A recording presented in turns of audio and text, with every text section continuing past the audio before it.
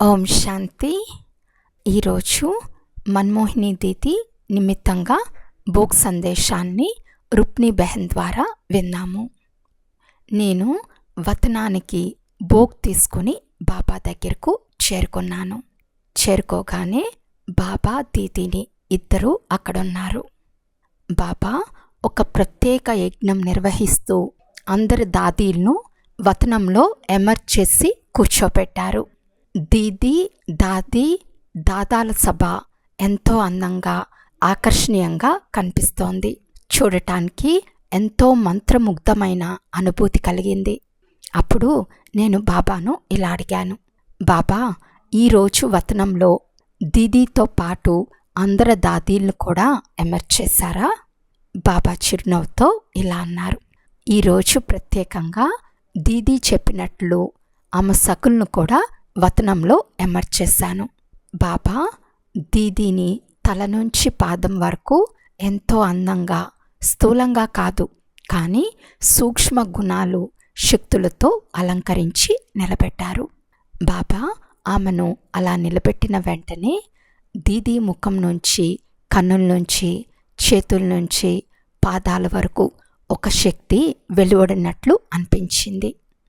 అప్పుడు బాబా ఇలా అన్నారు, బచ్చి చూసావా, దీదీలో ఉన్న విశేషతలు లవ్ మరియు లా రూపంలో ఉండేవి. ఆమె చెప్పిన ఆర్డర్ తప్పనిసరిగా పాటించవలసిందే. బాబా ఇలా అన్నారు, బాబా అప్పుడప్పుడు పిల్లల్ని కనికరంగా చూస్తారు, అంటే దయతో చూస్తారు అని.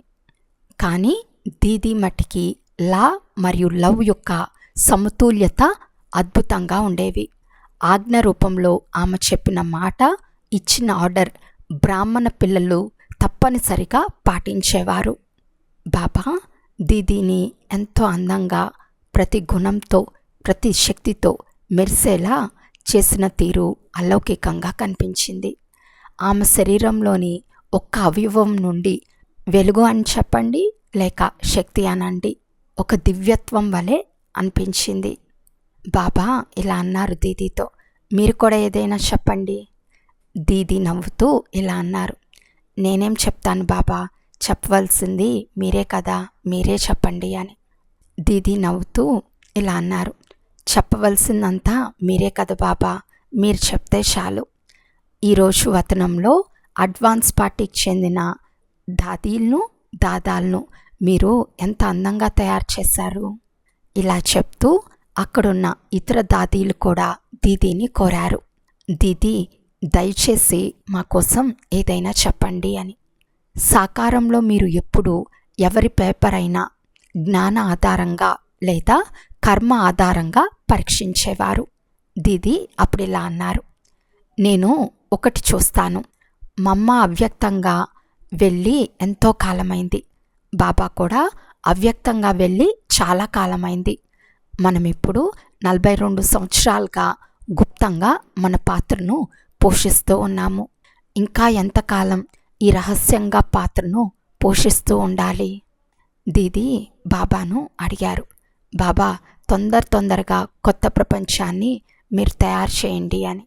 అప్పుడు బాబా నవ్వుతూ ఇలా అన్నారు, బచ్చి నేనెలా త్వరగా తయారు చేస్తాను, కొత్తింటికైతే వెళ్తాము, అదైతే పూర్తి సిద్ధంగా ఉంది.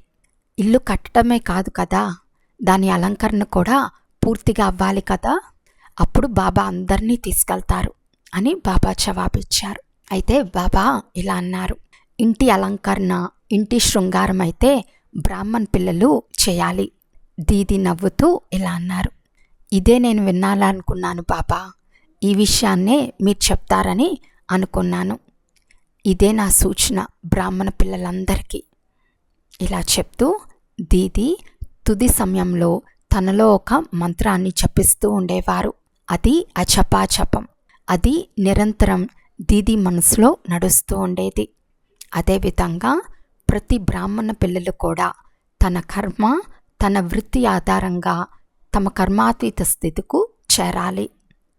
అప్పుడు వాళ్ళ స్థితి దీదీలాగా తయారవుతుంది. దీదీ తన్ను తాను ఎంతో ఉపరాంగా చేసుకున్నారు.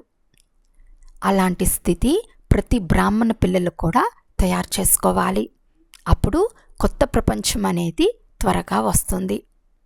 ఈరోజు దీదీ బాబాల మధ్య జరిగిన చిట్ చాట్ ఇదే.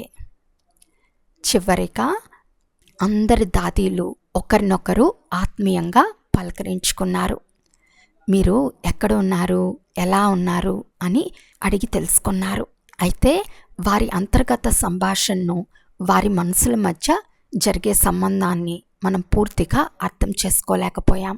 తర్వాత బాబా ముందు, దీదీ ముందు, అందరి దాదీల సమక్షంలో వివిధ కేంద్రాల నుండి తీసుకువచ్చిన చాలా అందమైన భోగ్ తాళీలు దర్శనమిచ్చాయి.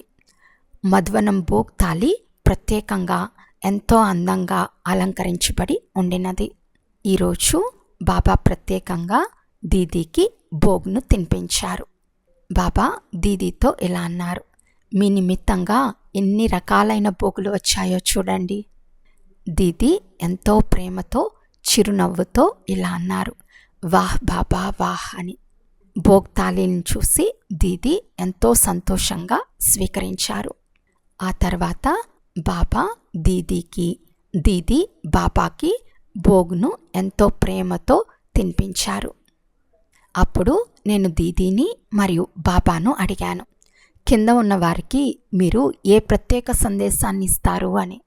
దీదీ మరియు బాబా ఇలా చెప్పారు, నా సకులకి ఇంకా సాకార రూపంలో ఉన్నారు.